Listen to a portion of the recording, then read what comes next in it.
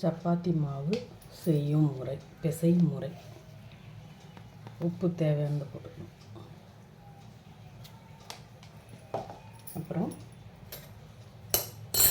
அதை கொஞ்சம் மிக்ஸ் பண்ணிடணும்.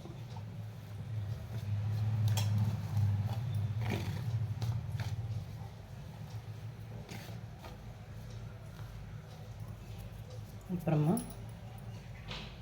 கொஞ்சம் நெய் சாஃப்ட் வரதுக்காக.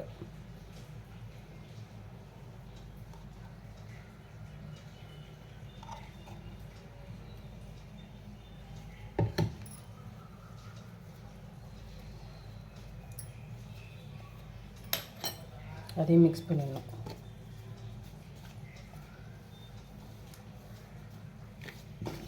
கொஞ்சம் நல்லா மிக்ஸ் பண்ணதுக்கப்புறம் தண்ணி ஊற்றி பேச ஆரம்பிக்கும். கொஞ்சம் சர்க்கரை போட்டுக்கணும். சர்க்கரை கொஞ்சம் போடணும். போட்டிங்கன்னா அந்த ஸ்வீட்னஸ் கொஞ்சம் நல்லாயிருக்கும் சப்பாத்தி சாப்பிடும்போது. வெறும் சப்பாத்தியாக சாப்பிட்டாலும் நல்லாயிருக்கும். எல்லா பக்கமும் நல்லா மிக்ஸ் ஆகிற மாதிரி கலந்து விட்டுக்கணும்.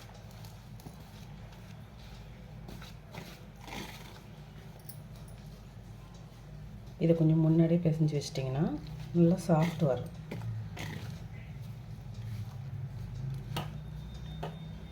தேவையான அளவு தண்ணி ஊற்றி மாவு பொறுமையாக கொஞ்சம் கொஞ்சமாக சேர்த்து பிசைஞ்சிட்டே இருக்கணும்.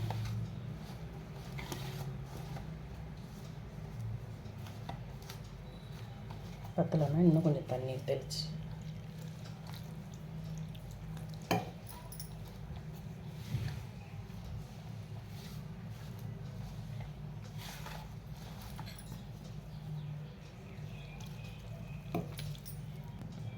மாவு நம்ம பவுடராக வாங்கி சப்பாத்தி செய்கிறத விட கோதுமையாக வாங்கி அரைச்சி செஞ்சோன்னா இன்னும் சாஃப்டாக டேஸ்ட்டாகவும் இருக்கும். கூட கொஞ்சம் வெள்ளை மூக்கடலை போட்டு அரைச்சிங்கன்னா டேஸ்ட்டு நல்லா கொடுக்கும்.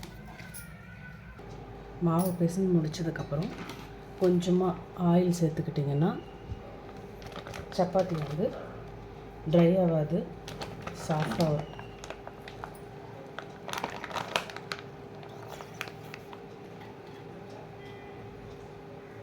எங்கள் வீட்டில் பேக்கெட் ஓட்டியாக இருக்குது, அதனால் நான் ஊற்றிக்கிறேன். நீங்கள் ஸ்பூனில் எடுத்து ஊற்றிப்போம்.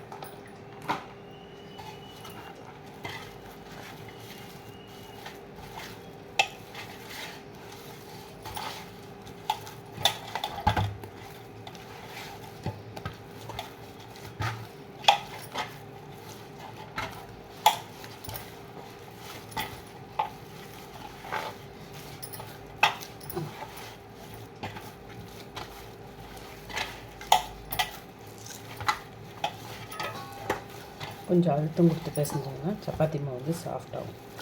அதே நேரம் சீக்கிரம் பிசைஞ்சு வச்சிட்டிங்கன்னா சப்பாத்தி மாவு நல்லா ஊறி நல்லா சாஃப்ட் கொடுக்கும்.